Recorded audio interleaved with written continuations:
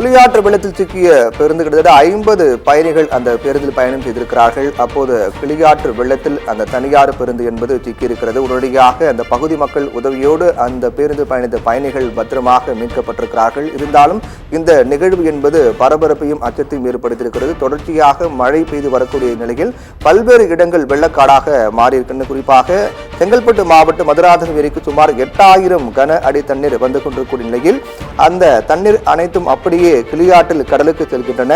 இந்த நிலை காரணமாக கடந்த 2 நாட்களாக பெய்து வரக்கூடிய கனமழையின் காரணமாக கிளியாற்றில் வெள்ளப்பெருக்கு ஏற்பட்டு பவுஞ்சூர் தச்சூர் வழியாக செங்கல்பட்டு நோக்கி 50 பயணிகளுடன் வந்து கொண்டிருந்த தனியார் பேருந்து, அதாவது இந்த தனியார் பேருந்து பொறுத்தவரையில் குறிப்பாக இந்த பவுஞ்சூர் தச்சூர் வழியாக செங்கல்பட்டு நோக்கி சென்று கொண்டிருந்தது.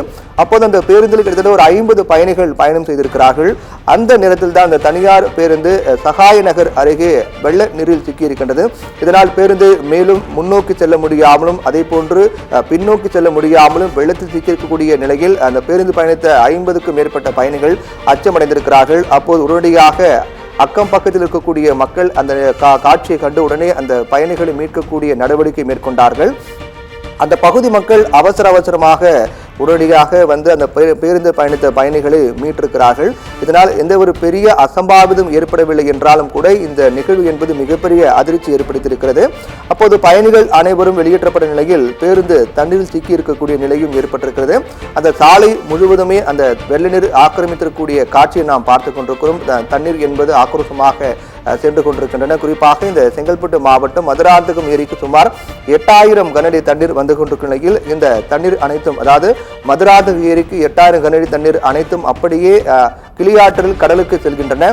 இதன் காரணமாக தான் அந்த பகுதியில் பல்வேறு இடங்கள் வெள்ளக்காடாக காட்சியளிக்கின்றது. நாம் பார்த்து கொண்டிருக்கிற அந்த காட்சி என்பது சாலை, அந்த சாலை வழியாக தான் தினந்தோறும் பேருந்துகள் சென்று வருவது வழக்கமாக இருக்கக்கூடிய நிலையில் அந்த சாலை வழியாக வழக்கம்போல் செல்லக்கூடிய ஒரு தனியார் பேருந்து இன்று சென்றது. குறிப்பாக இந்த தனியார் பேருந்து பவுஞ்சூர் தச்சூர் வழியாக செங்கல்பட்டு நோக்கி தினந்தோறும் இயக்கப்பட்டு வருகிறது தனியார் பேருந்து. அந்த தனியார் பேருந்தில் செங்கல்பட்டு செல்லக்கூடிய மக்கள் அந்த பேருந்தை பயன்படுத்தி வருகிறார்கள். அதன் அடிப்படையில் தான் இன்று அந்த பேருந்தானது சென்றிருக்கிறது. அப்போது அந்த சாலையில் சில இடங்களில் தண்ணீர் சூழ்ந்திருக்கின்றன. சில இடங்கள் சாலை தெரிந்தாலும் கூட அதற்கு பிறகு முன்னோக்கி செல்ல அந்த சாலை மேல் தண்ணீர் சூழ்ந்திருக்கக்கூடிய காட்சி தான் அதிகமாக இருக்கின்றன. ஆபத்தை உணராமல் அந்த பேருந்து டிரைவர் உடனடியாக அந்த பேருந்து இயக்கியிருக்கிறார்.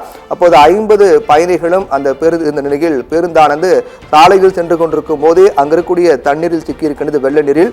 அப்போது பேருந்தை முன்னோக்கி சென்றால் மீண்டும் அதீத ஆபத்து ஏற்படும் என்பதை உணர்ந்த பேருந்து ஓட்டுநர் உடனடியாக பேருந்து நிறுத்தியிருக்கிறார். அப்போது மக்கள் அந்த பேருந்து பயணித்த பயணிகள் வெளியேற முடியாமல் தவித்திருக்கிறார்கள். அப்போதுதான் அக்கம் பக்கத்தில் உள்ள மக்கள் உடனடியாக அந்த சம்பவ இடத்திற்கு சென்று பேருந்தில் பயணம் செய்த 50க்கும் மேற்பட்ட பயணிகளை பத்திரமாக மீட்டிருக்கிறார்கள். அந்த நிகழ்வு என்பது மிகப்பெரிய அசம்பாவிதம் ஏதும் இல்லை என்றாலும் கூட அந்த நிகழ்வு மிகப்பெரிய பொதுமக்கள் மத்தியில் அச்சத்தையும் அதிர்ச்சியும் ஏற்படுத்தியிருக்கிறது. அந்த காட்சியை நாம் பார்க்கலாம்.